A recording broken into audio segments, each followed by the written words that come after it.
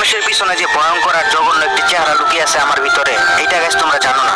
Guys তোমরা আমার video দেখে আমার ইমোশনাল কথাগুলো শোনার পরে তোমরা হয়তো বা ভাবো আমি কতই না ভালো, আমার মনটা হয়তো বা অনেক বড়। কিন্তু গাইস একটা কথা কি জানো, আমি অতীতে কি ছিলাম গাইস? এটা অতীত বললে একদমই ভুল হয়ে যাবো, বেশি দিন আগের কিছু ঘটনা না গাইস। আমি কিন্তু আগে অনেক খারাপ ছিলাম, আগে মানুষের সাথে খুব খারাপ ব্যবহার করতাম, আগে কতই না পাপ করেছি আমি গাইস। অসহায় মানুষদের টাকা মেরে গেছি, মানুষের সাথে ভালো ব্যবহার করে, মানুষের সাথে ভালো ভালো মিষ্টি মিষ্টি কথা বলে তাদেরকে আমার কথার জালে ফাঁসিয়ে তাদের সাথে কতই না প্রতারণা করেছি। মানুষের সাথে ভালো ভালো ব্যবহার করতে করতে বন্ধুত্ব সম্পর্ক করেছি। অনেক দূর থেকে মানুষদেরকে আমাদের এলাকায় আনার চেষ্টা করেছি। আমাদের এলাকায় আসার পরে তাদের থেকে টাকা পয়সা, মোবাইল, হাতের ঘড়ি, মানি ব্যাগ যা কিছু ছিল সবকিছুই কিন্তু আমি খেলে নিয়েছি গাইজ। এখন তোমরা হয়তো বলবো ভাই রাকিব ভাই এটা কি বলতেছে, কিন্তু না গাইজ, আমি যেটা তোমাদের সাথে বলতেছি এটা কিন্তু একদম সত্যি একটা ঘটনা। আমি কিন্তু আগে খুবই খারাপ ছিলাম। তোমরা গাইজ ভাইবো না যে আমি এখনো আগের মতো খারাপ আছি, কিন্তু ভাই তোমাদেরকে আমি একটা কথাই আমি বলতে চাই। দেখো আমার কলিজার সাবস্ক্রাইবার গুলো ও ভাই বারাদার যারা আছো সবাইকে একটা কথাই আমি বলি, মানুষ কিন্তু চিরদিন খারাপ থাকে না গাইজ। তোমরা আমার আগের একটা ভিডিওতে তোমরা অনেকেই দেখছো যে আমার TikTok ID, game ID, YouTube channel সবকিছু কিন্তু হারিয়ে ফেলতে হয়েছিল ফ্রি ফায়ার থাকা একটি মেয়ের জন্য। তো ওই ঘটনার মধ্যে আমার কিন্তু কোনো দোষই ছিল না, সম্পূর্ণ দোষ ছিল অন্য একটি ছেলের। মূলত অন্য একটি ছেলে আর একটি মেয়ের ছিল।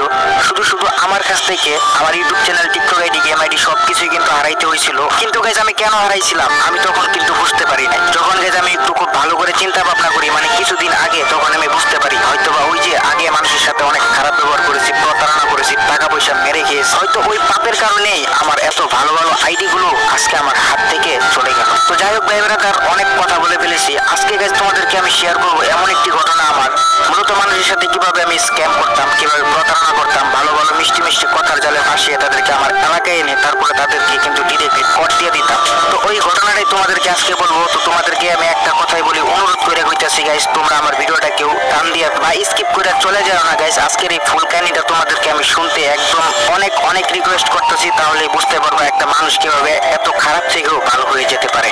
তো যাই হোক ভাই ব্রাদার, চলো আমরা শুরু করি মূলত কি ছিলাম আমি। তো দেখো গাইস, আমি কিন্তু ছোটবেলা থেকেই ঢাকা গাজীপুর থাকি। যখন আমার বয়স ছিল 5 থেকে 6 বছর তখনই কিন্তু আমরা দেশের থেকে গাজীপুর চলে আসছিলাম। আর তখন থেকে যেহেতু আমি এলাকায় থাকি, তো একটা ওই এলাকার মধ্যে প্রায় আমি এখনো বর্তমান পর্যন্ত আছি গাজীপুর এলাকায়, ওই এলাকার মধ্যে যেখানে আমি এখন বর্তমানে আছি।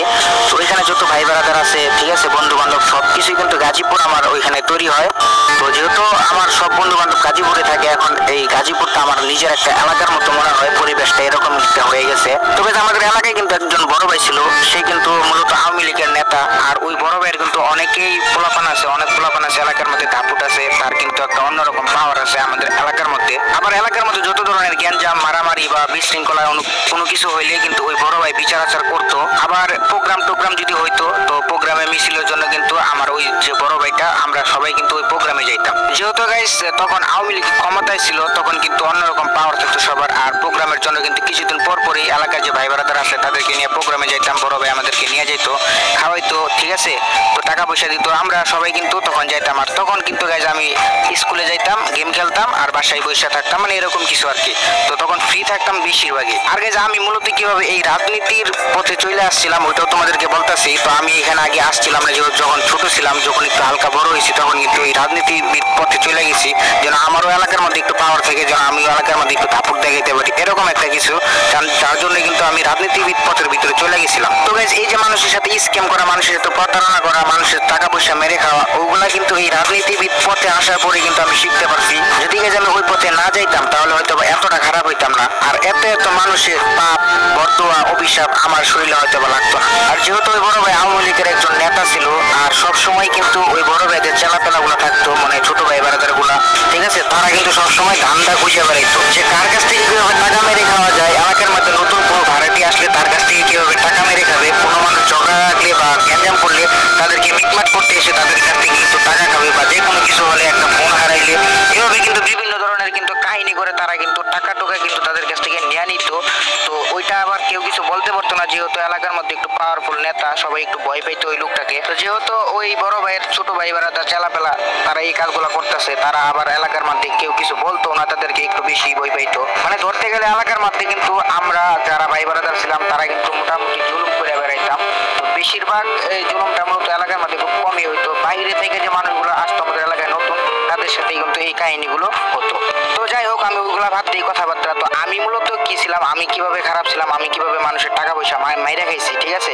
তোমরা হয়তো বা বলবা যে মানুষদেরকে মারধর করছি, ছিনতাইকারী করছি, কিন্তু এরকম কিছু না।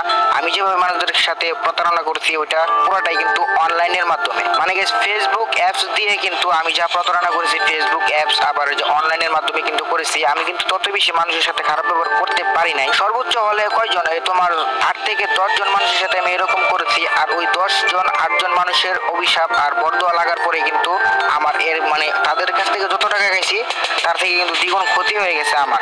তো যাই হোক, আমাদের যে ওই বিএনপি নেতা, ওই নেতার একদম ডান হাত ছিল একজন ভাই ছিল, তার নাম ছিল রনি।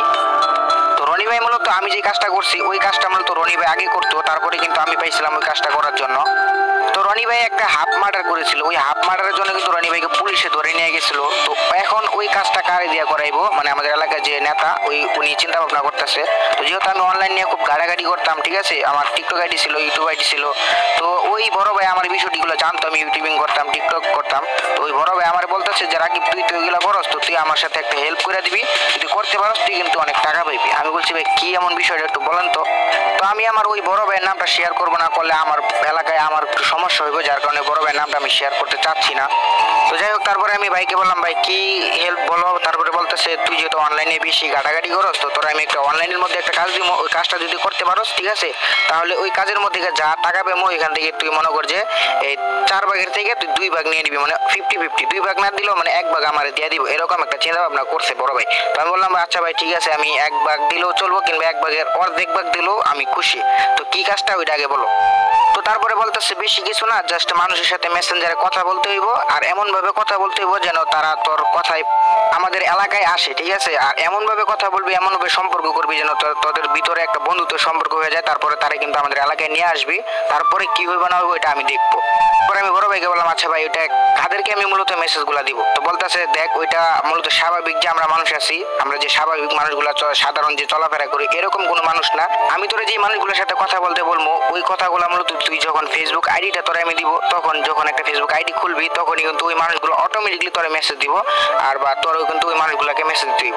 তারপরে বললাম ভাই ওই মানুষগুলো মূলত কেমন, ওইটা কি আমাদের মতো না? মানে তারপরে বলতেছে দেখ এই ছেলের মধ্যেও কিন্তু কিছু ছেলে আছে যারা কিনা মেয়েদের মতো, মানে ভাবসাব ধরে, হাঁটা চড়া স্টাইল এরকম মেয়েদের মতো ভাব ধরে, ঠিক আছে। আবার কিছু কিছু ছেলে আছে যে ছেলের সাথে ছেলে রিলেশন করে। তারপরে আমি শুনে তো আবার কি রে ভাই, পোলার সাথে পোলা রিলেশন করে, এটা কেমনে?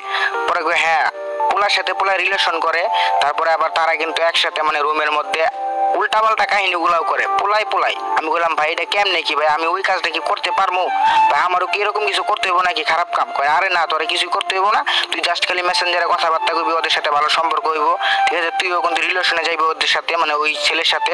তারপরে রিলেশনে যাওয়ার পরে তুই বলবি যে আমাদের এলাকায় আসতে, তারপরে তুইও বলবি যে যেন তোর সাথে মানে কথাবার্তা বলে, রুম ডেটের একটা এরকম বিষয়। তো আমি বললাম ভাই ছি এটা কি বলতেছ? আরে ভাই তোর তো কিছু করতে হইব না রে, তুই জাস্ট এলাকা পর্যন্ত আনবি, তোর কিছু করবি না। তারপরে আরে আমি ধরতেছি কি করা লাগে না লাগে। আমি বলছি আচ্ছা ভাই ঠিক আছে, আমি যদি কিছু না করি তাহলে ওরে আনতে পারবো। পরে বলতেছে আচ্ছা ঠিক আছে, তাহলে তোর আমি আইডি খুলে দিই, তোর আইডি নাম থাকবো গাজীপুর টপ। আমি বললাম ভাই গাজীপুর টপ মানে? আরে টপ মানে আমি তোরে বুঝাই দিই, টপ হচ্ছে এরকম যে ছেলেটা মূলত ছেলেদের মধ্যে থাকবো, মানে যেমন ছেলে মেয়ে আসে না রিলেশন করে, একটা মেয়ে একটা ছেলের সাথে রিলেশন করে এরকম, কিন্তু ওইটার মধ্যে থাকবে টপ। টপ মূলত ছেলে যারা ওইটা থাকবে টপ, আর যারা মেয়েদের মতো গেট আপ সেট আপ, ঠিক আছে, তো ওইটা হচ্ছে বটম। আমি বললাম ভাই এটা কি বলতেছো, জীবনের ফার্স্ট আমি শুনতেছি। তো এটা তুই বুঝবি না, আমি তোর দিয়ে করাম, আর এগুলো কারোর সাথে শেয়ার করিস না, তুই একলা আমার সাথে যেহেতু শুনছস তুই জানবি, আর কেউ জানাইস না। আমি আচ্ছা ভাই ঠিক আছে, কেউ জানাবো না। তো তারপরে বড় ভাই বলতেছে যে বটম হচ্ছে এমন একটা লোক, মনে করো এটা হচ্ছে তোর মেয়ে মানুষের মতোই, মূলত ছেলে ওই পুরা শরীরই গঠন পুরাটা একটা স্বাভাবিক একটা ছেলে, তোর আচরণ মূলত একটা মেয়ের মতো হয়। কিন্তু মানে আমরা ছেলের সাথে মেয়ে যে একটা মেয়ের সাথে ছেলে যে খারাপ কাজটা করে মূলত মিলন নাকি জানি শারীরিক সম্পর্ক, ওইটা আর কি মূলত ওই মেয়ের মতো গেট আপ থাকবে ওই ছেলেটার। তো আমি যেহেতু টপ, যারা এই টপ গুলা মূলত তুমি বুঝতেই পারছো তারা অনেকটা খারাপ এর বিষয়। তো আমি ওই দিন প্রথম শুনছিলাম টপ আর বটম। গাইস তোমরা যারা আসো এরকম বিষয় বুঝো তারা কিন্তু এই ভিডিওটা দেখলে বুঝতে পারো আসলে টপ বটম কাকে বলে।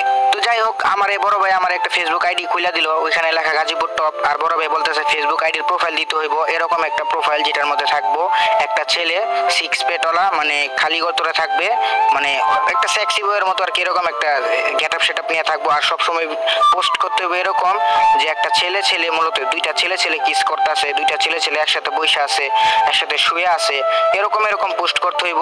আর আইডির মধ্যে যেহেতু লেখা আছে গাজীপুর টপ, আর যারা বটম আছে যাদের আইডি বটম গুলা, ঠিক আছে, তারা অবশ্যই তোমার ফ্রেন্ড রিকোয়েস্ট দিব, ঠিক আছে। তো তুমি তাদের ফ্রেন্ড রিকোয়েস্ট গুলো অ্যাকসেপ্টও করবি, তো অ্যাকসেপ্ট গুলো করার পরে তাদেরকে মেসেজ দিবি আর তাদের সাথে দেখবি রিলেশন করার চেষ্টা করবি। তারপরে বললাম আচ্ছা ঠিক আছে ভাই আমি চেষ্টা করতেছি। তো আইডি খুলে দেওয়ার পরে আমি ওইরকম পোস্ট করতে থাকি 27টি দিন।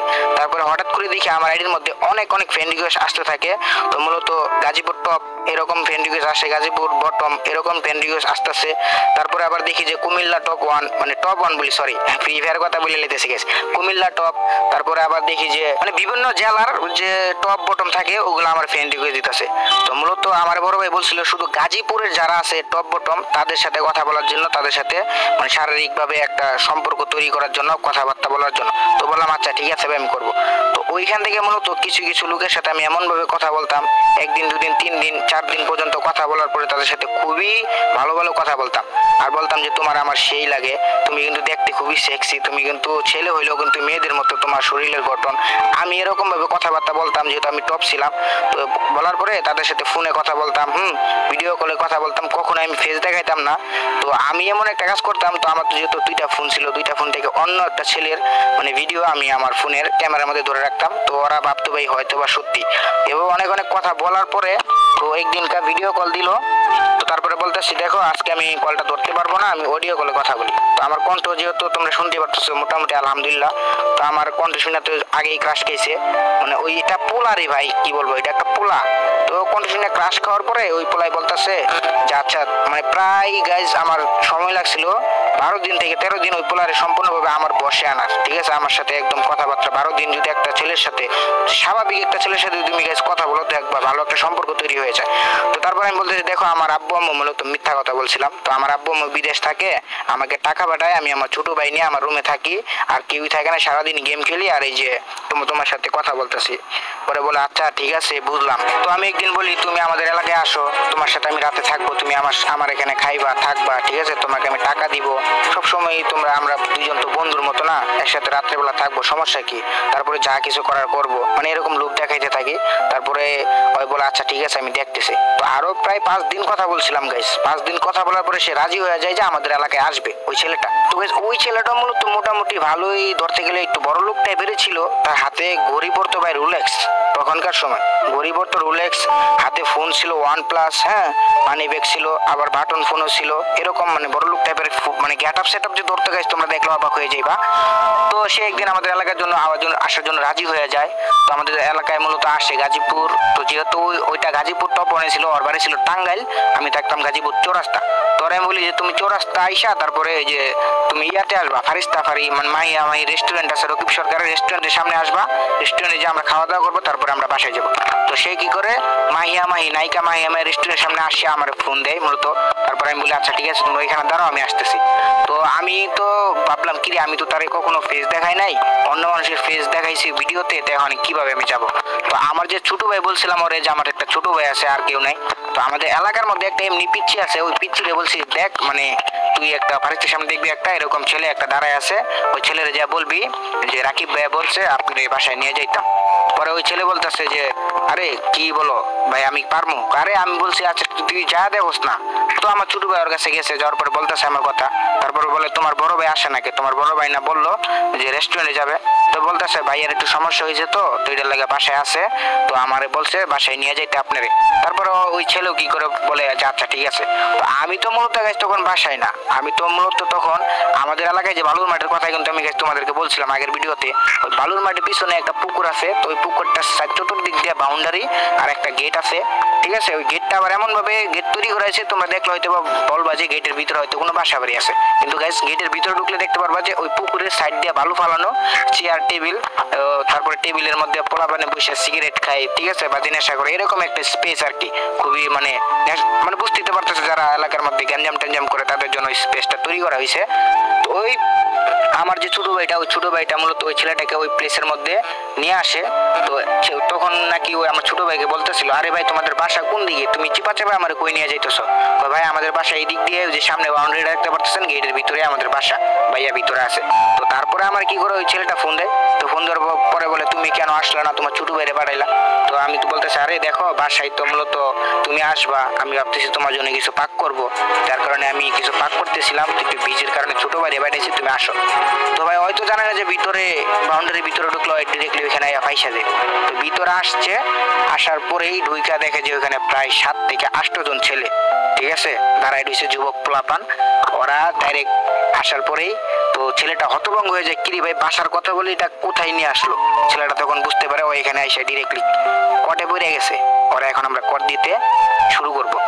তো তারপরে আমি আগে যাই সামনে, যা বলি হেই ব্রাদার কি অবস্থা? আলহামদুলিল্লাহ ভালো। ভাই এটা কোথায় নিয়ে আসছে আমাকে? বলছে আরে চান্দু তুই কই আছিস তুই জানোস না? মানে তুই থাকতে শুরু করছিস এতক্ষণ ভালো ভালো মিষ্টি কথা। তো কণ্ঠ শোনার পরে বুঝে লেছে আচ্ছা তুমি কি রাকিব? আমি বলছি হ্যাঁ আমি রাকিব। ওই তোমার ফেসের সাথে তো মিলতেছে না তোমার কণ্ঠ।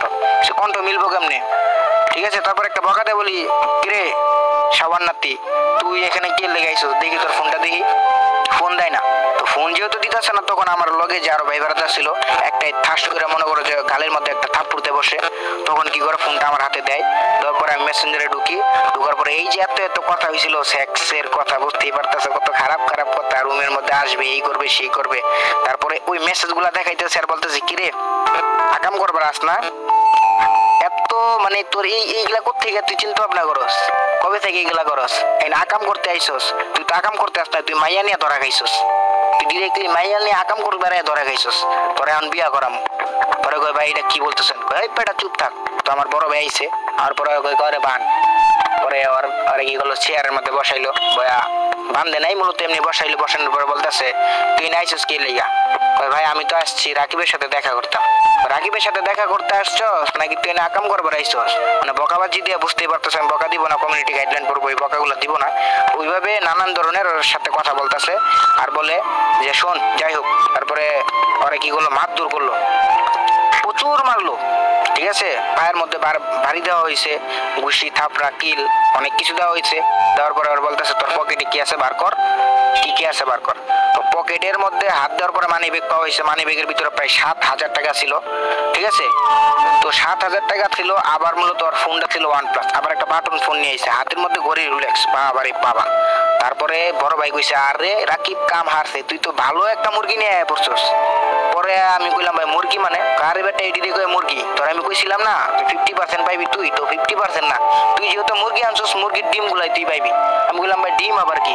আরে বলত তোর আমি কই যেহেতু তুই মুরগি আনছস মুরগির যে মোবাইল টোবাইল মানি ব্যাগ টাকা পয়সা তুই নিবি।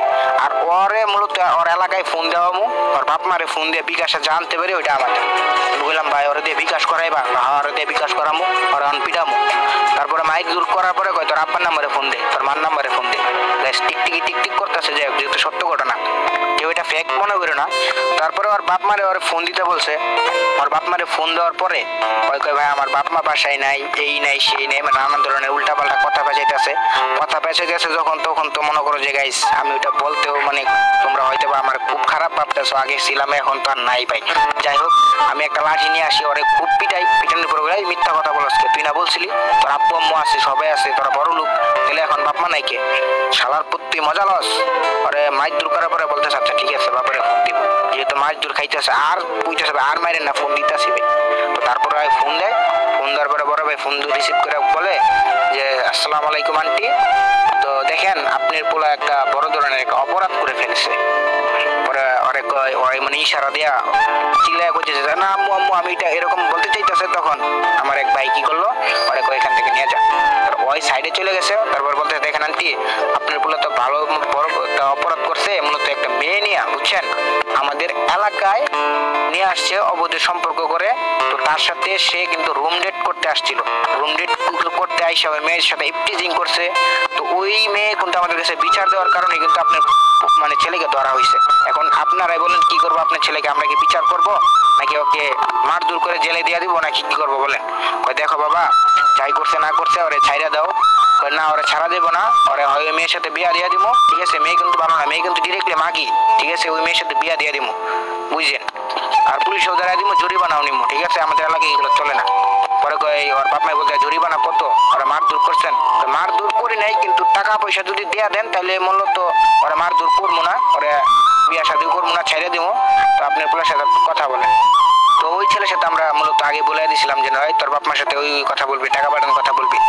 তারপরে বলে আম্মু আব্বু দেখো আমারে কিন্তু তারা মোটামুটি মারধর করছে, টাকা পয়সা না দিলে নাকি আমাদের ওই মেয়ের সাথে বিয়া দিয়ে দিব, ওই মেয়েটা খুব খারাপ, আমি একটা ভুল করে ফেলছি, আব্বু আম্মু তোমরা দয়া করে টাকা পাঠাও, এটি বলতেছে। তো বাপ মা যেহেতু মন যেভাবে হোক টাকা ম্যানেজ করে ছেলেটা ছাড়তে হবে, মূলত ধরতে গেলে এটা একটা গাইস কিডন্যাপ হয়ে গেছে ওই ছেলেটা।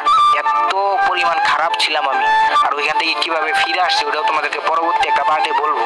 তো যাই হোক, তারপর ওই ছেলেকে কি করলো, বিকাশ করার জন্য যখন ফোন দিল তখন বললো যে কত টাকা দেওয়া লাগবে। তারপরে বলে যে দেখেন আমাদের এলাকায় যে বড় ভাই আছে আওয়ামী লীগের নেতা, উনি প্রায় 1 লাখ টাকা জরিমানা ধরছে ওর, ঠিক আছে। তো 1 লাখ টাকা যদি না দেয় না এই খারাপ মেয়ের সাথে বিয়ে করিয়ে দিবে, আবার মারধর তো ফ্রি, ঠিক আছে। এটা খুবই অপরাধ করছে আপনার ছেলে, বিশেষ নইলে আপনার ছেলের সাথে কথা বলেন। তো ছেলের সাথে যখন কথা বলছে আমরা তো আগে ছেলেকে শিখিয়ে দিছে ওই এডি না বললে কিন্তু আরো মার খাইবে। তো পোলাই তো আর বাপ মার সাথে বলতেছে হ্যাঁ আম্মু আমি ভুল করছি, এই সেই করছি। আসলে ছেলে তো এটা করে না, ছেলে তো মূলত আমার সাথে দেখা করতে আসছিল, আমার সাথে থাকবে। তো ভাই ছেলেও মূলত যেহেতু বটম একটা ছেলে, খারাপ মানে ছেলের সাথে ছেলে রিলেশন করতে চায়, রুমমেট করতে চায়, মানে কি করে না করে বুঝতে পারতেছে। ওরা এইটার জন্য আমরা মূলত আনছি। তো আনার পরে বলতেছে যে টাকা দিব, আর আব্বু বলতেছে ওরা ছাইরা দিয়ে আমরা টাকা ম্যানেজ করতেছি। তো ওরে বিকালবেলা যেহেতু আনছিলাম রাত 9টা পর্যন্ত আমরা বসায় রাখছি, যতক্ষণ পর্যন্ত টাকা না দেয় ততক্ষণ পর্যন্ত ওরা ছাড়া হয় নাই। তারপর ওর থেকে টাকা দেওয়া হয়েছে। তো বলতেছে আমরা 1 লাখ টাকা দিতে পারবো না, আমরা 50,000 টাকা দিতে পারবো। তো বলে দেখেন এখানে বড় ভাই কখনো 50,000 টাকায় মানবে না, 1 লাখ টাকাই দিতে হবে। তো তারপরে আর কি, তো 1 লাখ টাকা দেওয়া লাগবে যেহেতু বলছে। তো তারা অনেক কষ্ট করে 70,000 টাকা ম্যানেজ করে তো এটা বিকাশের মাধ্যমে পাঠাইছে, ব্যাংকের অ্যাকাউন্টে পাঠায় না, বিকাশের মাধ্যমেই 70,000 টাকা পাঠাইছে। ওখান থেকে আবার মানে ক্যাশ আউট করছে, তো অনেক টাকা কেটে নিছে, প্রায় 7,000 টাকার মতো কেটে নিছে। তো যাই হোক বলছে খরচ দিবেন আপনারা। তো খরচ টরচ দিয়ে 70,000 টাকা পাঠানোর পরে তো বড় ভাইরা 70,000 টাকা নিয়ে ওরা নিয়ে গেছে আমারে ফোন, ঠিক আছে, ফোন দিয়ে দিছে।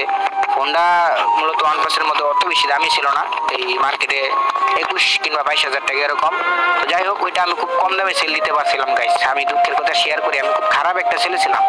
তো তার মোবাইল তারপরে মানি ব্যাগের টাকা টোকা সব কিছু নিয়ে আমি খুব সুখে, এভাবে কিন্তু প্রায় অনেক ছেলে আনছিলাম, অনেক মানুষ আনছিলাম, প্রায় 8 থেকে 10 জনের মতো আনছিলাম। অনেকের কাছে বেশি টাকা, অনেকের কাছে কম টাকা, অনেকের কাছে 500 টাকা 600 টাকা এরকম করে পাইছি। তো ফার্স্ট যেটা আনছিলাম ওইটার কাছ থেকে অনেকগুলো টাকা আনতে পারছি। তো যাই হোক গাইস এই ছিল মূলত আজকের ভিডিওটা। তো আমি আগে কি ছিলাম, কতটুকু খারাপ ছিলাম। তো রাজনীতিবিদ জগতে তোমরা যদি না যাও তাহলে বুঝতে পারবে না যে আসলে রাজনীতিবিদ জগৎটা কতটুকু খারাপ, ঠিক আছে। তো যারা ভাই ব্রাদার আছো, ইয়াং ভাই ব্রাদার পড়াশোনা করতেছো, তোমাদের বাপ মার কিন্তু অনেক স্বপ্ন আছে তোমাদেরকে পড়াশোনা করে ভালো একটা মানুষের মতো মানুষ তৈরি মানে বানাবে। তো তোমরা কখনোই রাজনীতিবিদ ওইটার ভিতরে ঢুকবা না, ওইটার ভিতরে যদি একবার ঢুকে যাও এত সহজে বাইরে হইতে পারবা না, ওইটা খুবই একটা খারাপ একটা রাস্তা। তো যাই হোক আমার কথাগুলো শোনার পর অনেকেই ভাববে যে রাকিব ভাই কত খারাপ, রাকিব ভাইয়ের সাথে আমরা আর কথা বলবো না, কোনো ভিডিও করবো না। তো ভাই দেখো মানুষ চিরদিন খারাপ থাকে না, আমি অনেক ভালো হয়ে গেছি, আল্লাহর কাছে মানে হাজার হাজার শুকরিয়া, আমাকে আল্লাহ হেদায়েত দান করেছেন, আমি তওবা করে এগুলো ছেড়ে দিয়েছি। মূলত আমি আমার বাপের একমাত্র সন্তান, আমার আব্বু আমাকে অনেক বুঝিয়েছিল, ওই বুঝানোর কারণেই কিন্তু আমি ওই মানে রাস্তা থেকে ফিরে আসতে পারছি। এখন আলহামদুলিল্লাহ অনেক ভালো আছি আমি, ঠিক আছে। ঠিকমতো আব্বুর ব্যবসায় কাজ করতেছি, রাত্রে তোমাদের জন্য ভিডিও নিয়ে আসতেছি, তারপরে মানুষের সাথে ভালো ব্যবহার করতেছি। আমার যে ছোট ভাই ব্রাদার সাবস্ক্রাইবার গুলো আছে, কারো বয়স 6 বছর, কারো বয়স 10 বছর, কারো বয়স 15 বছর, 8 বছর, ছোট ছোট ভাই ব্রাদার আমার ভিডিওগুলো দেখে, তারা আমাকে মেসেজ দেয়, তাদের আমি রিপ্লাই দিই যতটুকু পারি, আমি যতটুকু চেষ্টা করি তাদের রিপ্লাইগুলো দেওয়ার জন্য, তাদের সাথে কথা আমি বলি। তো যাই হোক আজকের এই ভিডিওটা এতটুকু ছিল, এখান থেকে কিন্তু অনেক কিছু শিকার আছে যে কখনো মানুষের সাথে খারাপ ব্যবহার করতে নাই। তুমি যদি একটা মানুষের সাথে খারাপ ব্যবহার করো পরবর্তীতে তোমার সাথে ওই ঘটনাটা ঘটবেই। তো আর গাইস আমি তোমাদেরকে একটা কথা বলে দিই, আমি মূলত আগে যে এত খারাপ ছিলাম, ওই খারাপ থেকে কিভাবে ভালো হয়েছে ওই কাহিনীটা যদি তোমরা শুনতে চাও তাহলে অবশ্যই কমেন্টে বলো যে ভাই হ্যাঁ আমরা শুনতে চাই তুমি খারাপ থেকে কিভাবে ভালো হয়েছিলাম। ওই কাহিনীটা শুনলে তোমরা আরো অবাক হয়ে যাবে যে আমি কিভাবে খারাপ থেকে ভালো হয়েছিলাম। আর ভালো হওয়ার পিছনে একটা রহস্য ছিল, আমি কিন্তু প্রায় মৃত্যুর পথে থেকে ঘুরে আসছি, যার কারণে কিন্তু আমার ভালো হওয়ার একটা মানে দিক পাইছি যে আমি ভালো হবো, ওই জগতে আর থাকবো না। অনেক একটা খারাপ আমার সাথে একটা কাহিনী ঘটছিল, এটা শুনতে চাইলে অবশ্যই কমেন্ট করো। তো গাইস সবাই ভালো থাকো, সুস্থ থাকো। অনেক বড় ভিডিও হয়ে গেছে, তোমরা যারা শেষ পর্যন্ত ভিডিও দেখছো অনেক অনেক ধন্যবাদ ভাই তোমাদেরকে। তো ভালো থাকো, এতটুকুই বললাম, আল্লাহ হাফেজ। ঘটনাটা কেমন লাগছে অবশ্যই কমেন্টে তো জানাইবা। তো নতুন ভিডিওর জন্য বা আমার ভালো হওয়ার কাহিনী শোনার জন্য সবাই অপেক্ষা করো। আল্লাহ হাফেজ, গুড বাই।